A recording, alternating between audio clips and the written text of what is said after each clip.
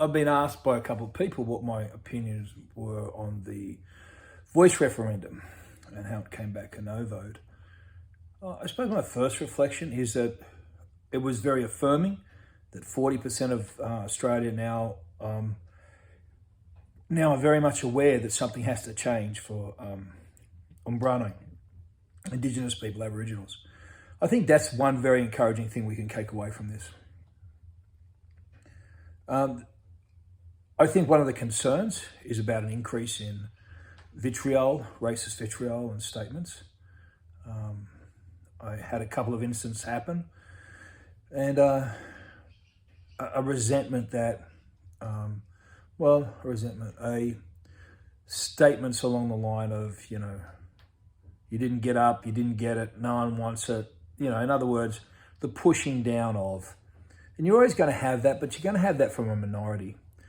I've always worked on the premise that whenever doing public speaking or involved in consultancy, 20% of people are for you, 20% of people are against you, and 60% haven't made up their mind yet.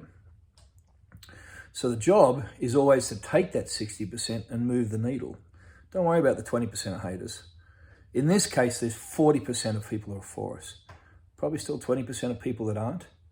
But now our job is just to move some of that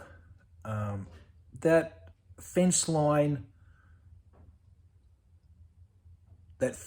group, because I really do think most of them are just fence lines, be they Umbrano or be they European or non-Indigenous. I think they just wanted to know more information, and I believe this probably should have been started the other way, with truth-telling, treaty, and then the voice. I think it's time for a general push for truth-telling. One of the things that I have seen is a rise in people who are, I would call them the equivalent of Holocaust deniers, who just say things like the stolen generations never happened, the frontier wars never happened, Umbrano were never slaughtered the way that we know historically they were. So those Holocaust deniers, I'm going to put those in a 20% category and just not worry about them. It's just white noise, for want of a better term, and they should just be ignored. That's all the emotional energy they deserve. And history will prove them wrong. And I think this is a very encouraging time for us. I think it's time for us to push forward on the things that we know, link arms with our allies, and bring them in to our community. Bring them in and make them a solid part of what we do. Now we do that, then all of a sudden we're at 43%. So that gets exciting very quickly, and the momentum will build.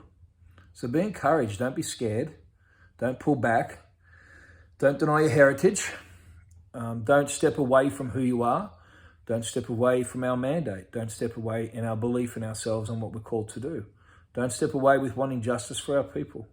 Don't step away with wanting to close the gap. Don't step back from those things. Now is not the time to step back. Now is the time to push forward. Persistent, consistent, relentless, pushing forward. Resilient, pushing forward. Cheers.